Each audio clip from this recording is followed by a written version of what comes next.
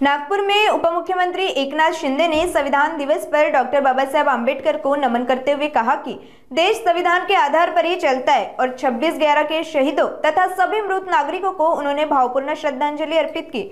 नगर पालिका चुनाव को लेकर शिंदे ने कहा कि विदर्भ में मीटिंग्स को बहुत अच्छा रिस्पांस मिल रहा है और डेवलपमेंट उनका मेन एजेंडा है। उन्होंने नमो विज्ञान के लिए हर म्युनिसिपल काउंसिल को फंड देने की घोषणा भी दोहराई। इसके साथ ही लाड़की बहन योजना पर शिंदे ने स्पष्ट कहा कि यह योजना कभी बंद नहीं होगी और महायुति सरकार इसे मजबूती से आगे बढ़ा रही है।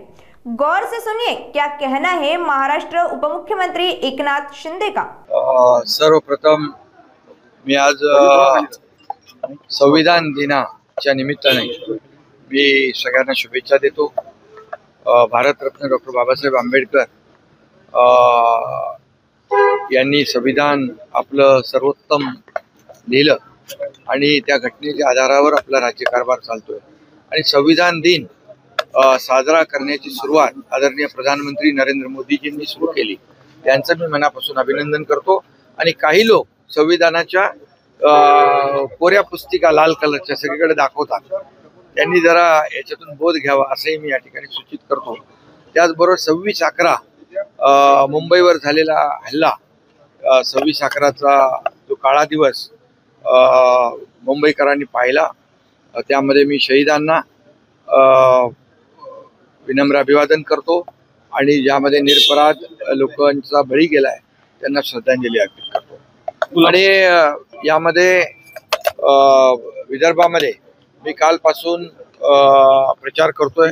अनेक सभा मी अटेंड केल्या, अनेक सभांना उपस्थित राहिलो आणि त्या ठिकाणी पाहिलं एक प्रचंड उत्साह, विशेष करून लाडक्या बहिणींमध्ये विशेष उत्साह जाणवला। लाडक्या बहिणी, लाडके भाऊ, अगदी तरुणांपासून युवापासून अगदी ज्येष्ठांपर्यंत सगळे सभेमध्ये उत्स्फूर्तपणे सभेला उपस्थिती होती।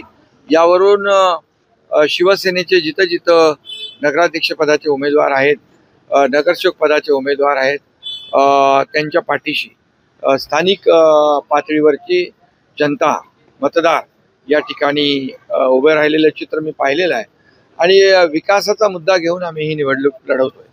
आणि म्हणून नगरपालिका, नगरपंचायत या नगरविकास खात्याच्या अखत्यारीत येत असल्यामुळे मी नगरविकास मंत्री असताना, मुख्यमंत्री असताना देखील जिथं आमचा नगराध्यक्ष नव्हता, नगरसेवक नव्हते, तिथेही आम्ही विकासाला पैसे दिलेले। ते आता इथं गेल्यानंतर सगळ्या गोष्टी समजत आहेत आणि म्हणून विकासाच्या मुद्द्यावर इथे रस्ते, पाणी, पिण्याचं पाणी, भुयारी गटार योजना, मैदानं, उद्यानं, आरोग्य व्यवस्था आणि या सगळ्याला आम्ही पैसे दिलोय।